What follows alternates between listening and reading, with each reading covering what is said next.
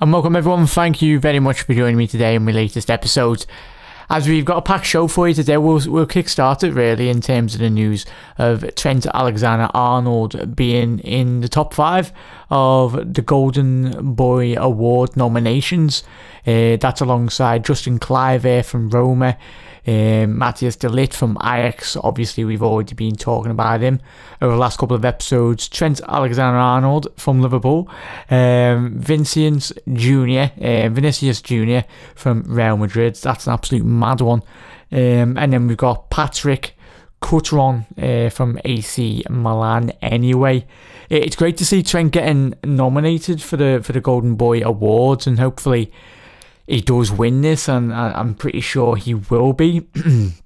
Obviously Mbappe, I don't know why he's not in this selection. Obviously he's up for the Ballon d'Or as well, but I can't really understand why he's not in it. But obviously, hopefully, our lad Trent can actually win this award. But it's a huge credit to the lad, isn't it? For what he's done over the last 12 months. It's above and beyond anything that any of us would really have expected.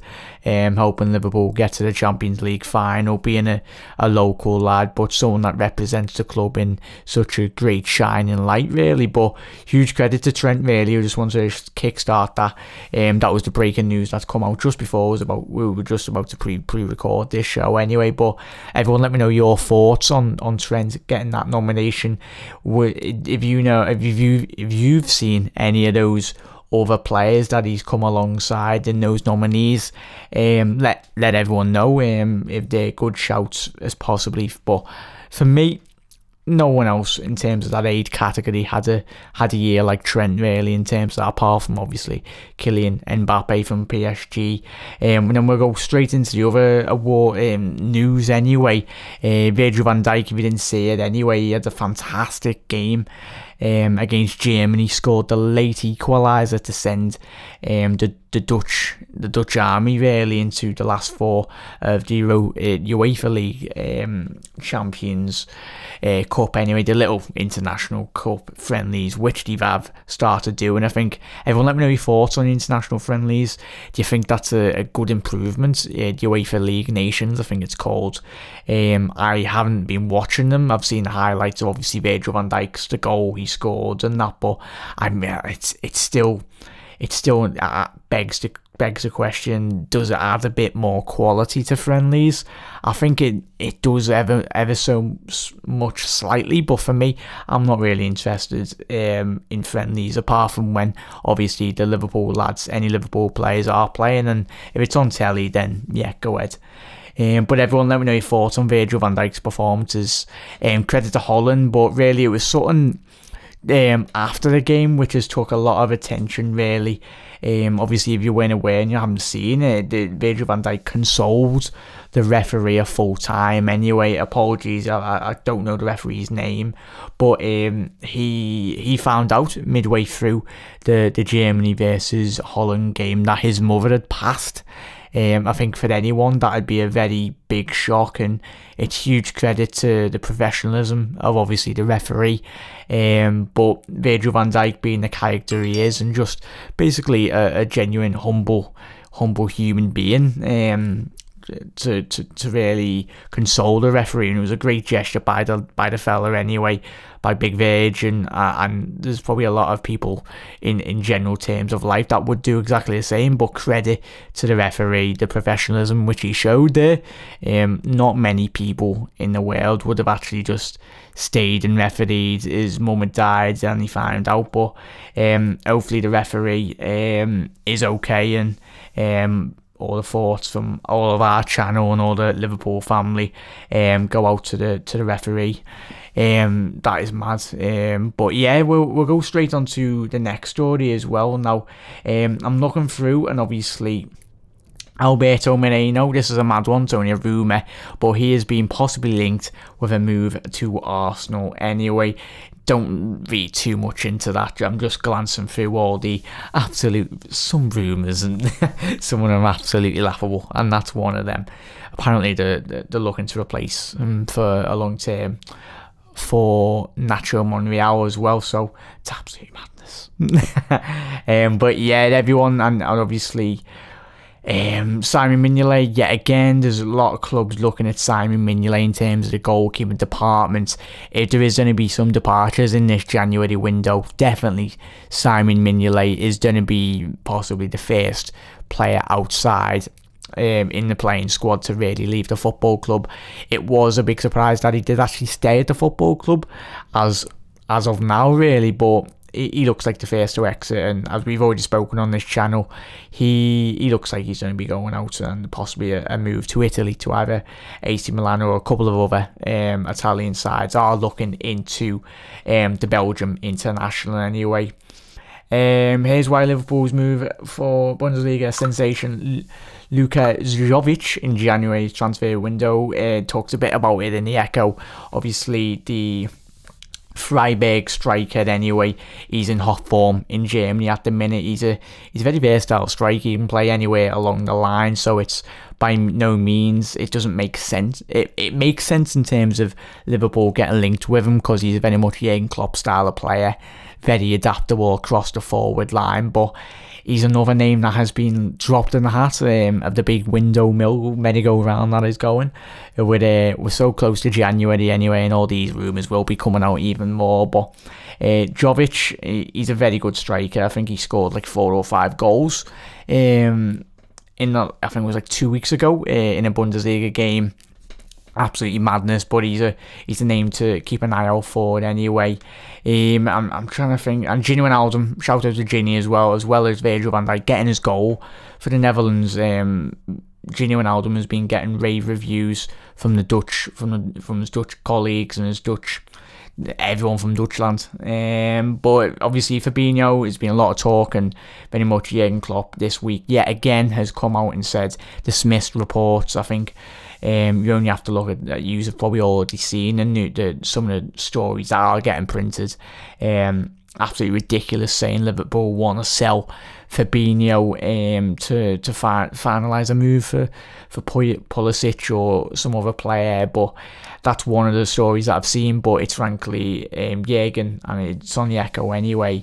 He has very much flatly denied it. Once again, Jurgen over the last couple of weeks has very much been adamant and very vocal in his backing of the Brazilian, and it's only a matter of time. Fabinho, when we signed him, that we all knew it's going to take him at least 12 months to adapt. You only have to look at the way in which Bakayoko took to the Premier League. It wasn't really that quick, and really Bakayoko wasn't given enough time at Chelsea ready to adapt. He was thrown in there, but Jurgen, seeing that with Bakayoko at Chelsea, and he's very much eased Fabinho into a couple of European games. He's played very well in a couple of them, and obviously in the Premier League he's been getting a couple more runs out, which is great for them. But the more game time, the more times and minutes he will get under his belt, the better he will get anyway, Fabinho. So yeah, yet again, Jurgen Klopp this week over the last couple of days has been very vocal in terms of backing him. Trying to think of any other Liverpool news related. I think that's it for today. Obviously Shaqiri as well, we're talking about internationals. He had if you didn't see it, what a game. I've seen the highlights, I didn't watch it all, but Shaqiri didn't get on the score sheet. He got a couple of assists in Switzerland's emphatic 5-2 win against the Belgium third place World Cup winners, World Cup third place runners up.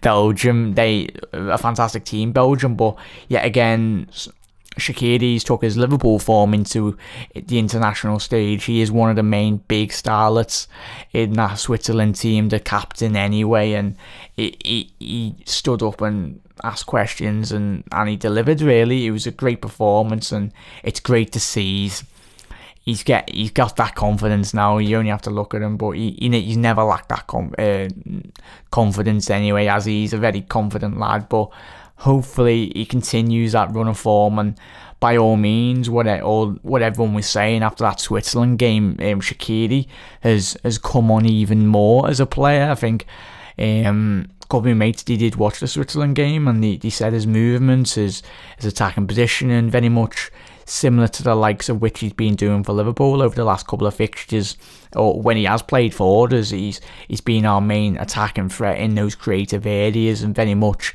he done that against the Belgians, and well done to Switzerland as well. And final one, obviously, if you haven't seen it, you've probably already heard it now, but Sir King Kenny Dalglish, we talked about this as soon as it broke a couple of months ago anyway. Kenny Dalglish has finally got his knighthood, well deserved. We all know what Kenny done for the football club and the city, most importantly, and the families of the 96, and what he done was above and beyond, and the charity work in which he does off the pitch as well with his wife. It's absolutely amazing, and rightly deserved, Kenny. If you haven't seen me, I won't go into too much anyway, because I think I've done a very good episode a couple of weeks ago, so just go back on the channel and very much rewatch that. But well done, Kenny, and fully deserved. Some people would disagree with him getting a knighthood, but every Liverpool fan, himself, he's very humble, Kenny, isn't he? He's a very humble person, but thank you very much, Kenny, and thank you for everything you've given to this football club, and for the people of this city, and everything that you stand for. It's absolutely amazing. It's very much truly deserved. But everyone, thank you very much, everyone, for joining in on the latest podcast. If you want to get your comments and everything read out in the next episode, let me know in the comment section below as well, everyone. I will be replying to all your comments. And apologies, everyone, if you've been wondering where have you gone. I was just working, so apologies. So yeah, I'll see you tomorrow, very much, definitely.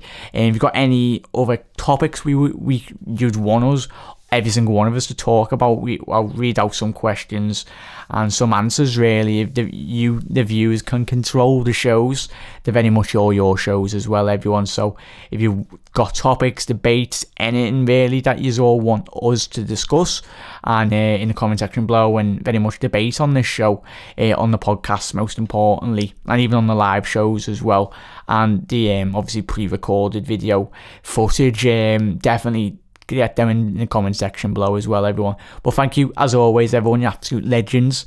Hopefully you're having a quality Tuesday night anyway, whatever you've been up to, and enjoy the footy if you can get a bit of footy on as well. But the international break is nearly over.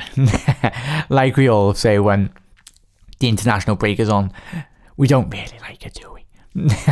But yeah, thank you very much, everyone, and hopefully the rest of the fixtures in which the Liverpool lads are playing, touch wood, no injuries and all that, but really credit to Trent. Let me know your thoughts on all the stories that we talked about tonight anyway. But yeah, everyone, thank you very much for tuning in. Drop a like on the video if you've liked this podcast, and get involved in the comment section below with all your fellow Liverpool fans, not just me. But yeah, you're absolute legends. Have a quality rest of your night, and I'll speak to you tomorrow. Thank you very much, everyone. You'll never walk alone. Chila.